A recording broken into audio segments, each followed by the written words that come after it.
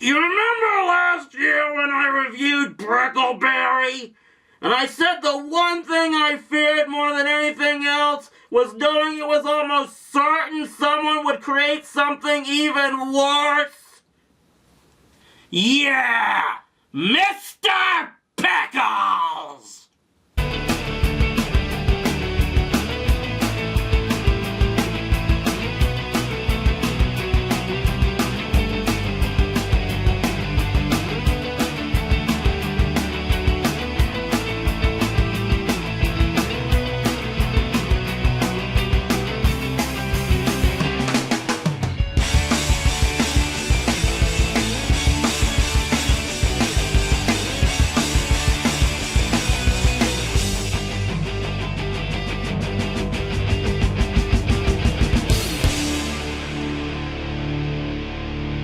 You know, I still remember when I began this video series back in 2010 with that first review of Stripperella.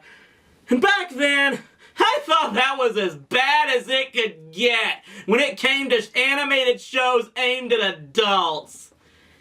God, was I naive and stupid back then! At least looking back, I can see that Stripperella had an objective: be a parody of superheroes.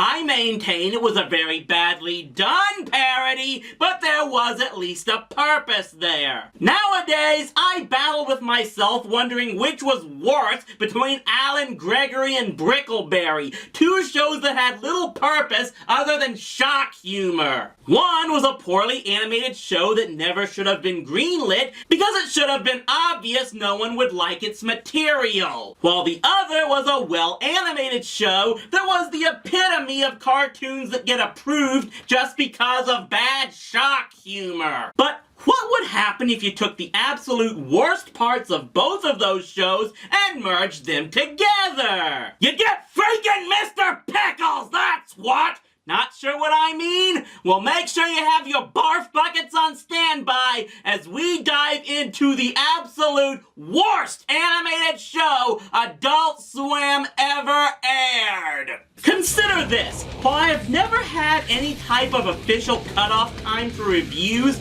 I have, for the most part, tried to wait for a show to have been on for at least a year. Mr. Pickles can't wait that long. It premiered in September of 2014 and immediately became infamous as one of the most disgusting things to ever make it on the airwaves. Mr. Enter reviewed the first episode, and it immediately caused him to rant on it being the epitome of what is wrong with animation and entertainment for adults. Because I'm stupid, I dared to look at more episodes, and you know what? He was too kind! The show takes place in what is simply known as Old Town, which I think is somewhere in the same part of the country as Twin Peaks and appears to be stuck in the 1950s or something. The title character is a border collie who lives on a farm and has a certain peculiarity. He's a dog that's demonically possessed and kills people. See guys, I told you not just cats are made to be evil in cartoons. Spare us the lecture. We're done with the whole social justice thing. Finally realized how nuts those felinists on Tumblr can get, didn't ya? Saying lion-o is a negative stereotype? Those guys need to get a life. Sadly, that was probably funnier than anything we're gonna see on this show, as we see in the first episode. I need to tell you something. It's okay, Lurleen. I found your punch card. I know they're fake. Yes, but no. You slept with the football team again? It's okay. Yes, but no. I've met someone else. You're just too nice. I want a bad boy. These creators don't even know the meaning of best foot forward. And then Mr. Slave from South Park tries to molest them. The dog comes out of nowhere, rips off Mr. Slave's nipples, and sends him off the cliff before we get the title sequence. And according to the focus groups, this is what people like me are supposed to like instead of Gravity Falls. We're then introduced to the family that is supposed to represent our main characters. The dad complains about having to drink soy milk because it has estrogen in it, he fails at teaching the boy Tommy sex ed, and the dog tries to molest the mother. I'd say take a shot for every time something deranged happens in this show, but I value the livers of my fans too much. Oh, and as if I need another reason to cry, the mother is voiced by Brooke Shields. Meaning anyone who thought Suddenly Susan was the worst thing she ever appeared in can now shut the hell up. We're then introduced to the grandfather and given this really unfunny flashback that's supposed to explain how he knows that Mr. Pickles is a psychotic, but everyone laughs it off with "that's our silly grandpa" and that kind of crap. Meanwhile, Tommy here has the hots for the neighbor's daughter, but she won't go out with him unless he has a job. He's what, 9 years old? You expect him to have enough money by the time he's 18 to get you a Porsche, little gold digger? So Tommy goes looking for a job in town and, well... Jobs! Get your jobs here! I need a job. Right this way. Okay, who refers to plastic surgery as just jobs, let alone performs them inside a horse-drawn carriage? That is the dumbest anachronism I have ever seen, and I watched Hercules and Xena, which shoehorned in fast food and professional wrestling into ancient Greece. And yes, this whacked-out, certainly unlicensed plastic surgeon gives Tommy breast implants so he can get a job at a strip club. You're doing a great job. Just keep moving like that. Okay, like this? Sigmund Freud just sat up in his grave, screamed, "Oh, hell no," and slammed the coffin back shut at that one. As if that wasn't bad enough, we get this wretched side plot where the father gets extorted by this woman who lies about getting hit by his truck, makes him stay with her at a hotel, threatens a false rape accusation, and a bunch of other things that Tumblr claims women never do. Meanwhile, the dog hunts down the surgeon and gasses him, possesses his horse, has sex with the horse before setting it loose, kills the strip club owner and the dancer he's stooping. We get a car chase of some kind, and then the family's cow gives birth to a calf and grandpa, and the episode ends with Pickles having kidnapped the surgeon and giving him 6 boobs. Baby want milky. Baby want milky! Milky, milky, Milky. This show has only 10 episodes, and they're each only 11 minutes long. And just getting through one of them is almost as painful as having your wisdom teeth removed with rusty pliers. This is basically the premise of each episode. We get a teaser of Pickles killing someone, the family, particularly Tommy, find themselves in some kind of perilous situation that usually involves someone or some people that are a threat to them. Mr. Pickles kills a bunch more people, mind controls a bunch of other animals in order to help him kill people and boinks the animals. Grandpa keeps trying to prove the dog is a maniac and gets humiliated in the process. The local sheriff acts like he needs professional help. And the episode ends in the lair beneath Pickles' doghouse where he's performing some ritual that would make Snoopy and Lassie want to do an exorcism. It's like the nightmare world created by Chuck Lorre, John Cristoforetti, and Ed Gein. I could go on and on about just how much of the so-called jokes and story elements are horrid, but there are only so many ways you can say, "That's not funny, it makes me want to vomit." But there are other problems this show has. Most notable is that the animation is atrocious. It's better than Alan Gregory in that at least the characters are drawn to actually look like people, but they are all some of the ugliest people you've ever seen. Between that and how even the coloring just comes off as trying to induce nausea, particularly the puke green used in the title logo, well, just don't watch this show right after eating, or before, Or just don't watch this show if you're ever planning to eat again! Also, the scenes feel like they are on speed. Everything is just thrown at you at once, with one scene popping up after another before your brain has time to fully comprehend what it was you just saw. No! I won't let you do it! Oh. Why? Because we're gay? What? That dog was gonna cut your head off. Oh, it's fake. What are you, crazy? It's like the writers and animators actually know that, hey, the audience is gonna realize that wasn't funny. Quick, cut to something else, now, now, now! All of this would be bad enough if it wasn't for the crowning turd that is the purpose of this show. Oh yes, unlike Brickleberry or Alan Gregory, there actually is an objective to this show's content besides just shock humor. And no, it isn't a supposed deconstruction of 1950s life as it may seem to some people. It's something much, much worse. See, at first glance, one might think that one of the most frustrating things about this series is that the title character is really almost inconsequential to the plot of the episodes. In many of them, you could take out most, if not all, of Mr. Pickles' scenes, and they would have little to no impact on the main story. Or what we think the main story is. That's the scariest part of this series upon further analysis. Mr. Pickles and his scenes are the main storyline of each episode. Allow me to explain.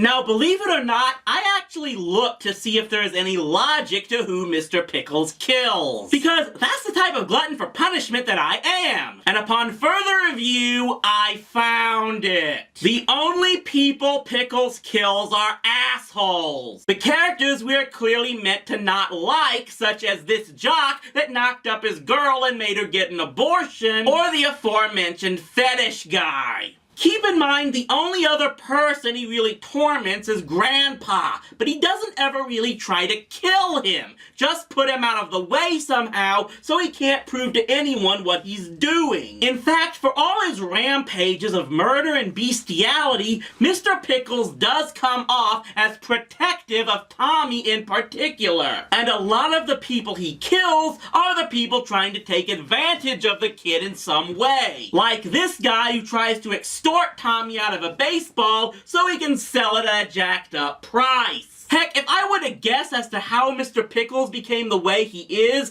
because this is yet another show where we don't get any type of backstory into the characters, I would say that Tommy's crippled condition was the result of some accident that was someone else's fault, and the dog became so enraged and grief-stricken that he turned to the black arts to give him the power to exact his revenge. And therein lies the real horror of this show. The story involving Timmy's family and the other characters in the show that the episodes are supposedly about, that's just the window dressing.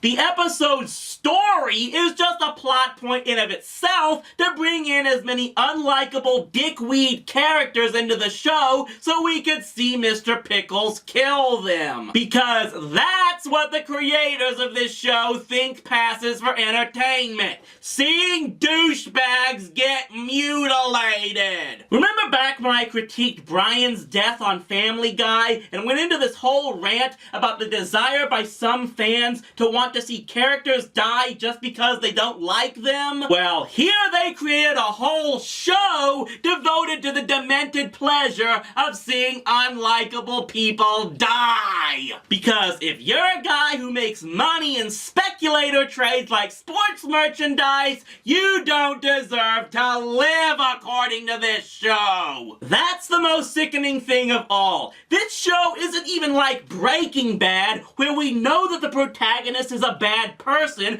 and is going to have everything destroy him in the end in some way. Mr. Pickles, the demonic homicidal animal, is the good guy of this series. We are supposed to like seeing this dog brutally murder all of these people. We are supposed to not like Grandpa trying to ruin Mr. Pickles' fun and his attempts to make the world a better place by getting rid of all these loathsome humans. He's like the principal in Ferris Bueller's Day Off, only instead of booing him from trying to stop a lazy sociopathic teenager from cutting class, we're supposed to boo him for trying to stop a sociopathic homicidal dog from killing people. This is pretty much a funny animal version of Dexter. No, wait, this is worse than Dexter, because at least Dexter reserved his vigilante justice for the most heinous of criminals. Most of the people Pickles kills are guilty of little more than being douchebags, which is not a killable offense to anyone with a modicum of human decency. If you don't think Pickles is supposed to be a likable protagonist, consider the penultimate episode of this series, which was all about bounty hunters trying to kill him. Again, the show tries to make him look like the one we want to win because a guy wants him shot for raping his racehorses. But hey, at least in this episode, he killed a bunch of murderers himself in self-defense. I guess that all makes up for him ripping out the entrails of a teenager for drinking beer and getting a girl pregnant. The last episode was all about Grandpa finding his way into Pickles' lair, where he finds a bunch of other demon-worshipping cult animals, sails down a river of blood in a boat made of human bodies, gets forced into doing a porno with a bunch of robot clones of the sheriff. It's off to the loony bin with you. Take me with you! This show hurts! It is ugly, disgusting, and depressing in every facet, from the animation to the characters to the storylines to whatever these writers think is supposed to pass for humor. I donate to animal causes, and this show makes me want to see this character gunned down with silver bullets. That is how bad this thing is. Mr. Enter said it perfectly. If this is what comedians and networks think adults are supposed to enjoy, particularly from animation, no wonder more adults are watching Gravity Falls or My Little Pony. It panders to the absolute darkest depths of the lowest common denominator. It is the ultimate example of how demented, pathetic excuses for comedians have invaded the world of comedy and entertainment and have sacrificed good taste for nothing but deranged shock humor and... No! I am not going to let my hatred of what passes for entertainment today get to me again! We've got one more review to do this season, people. And guess what? We still have to review a Saturday morning cartoon for this month. And I've got the perfect one. You've heard me hint about this one for a long time. And it's finally time to remind people of what good used to come out of animation. That's right, people. Next week, we're going there!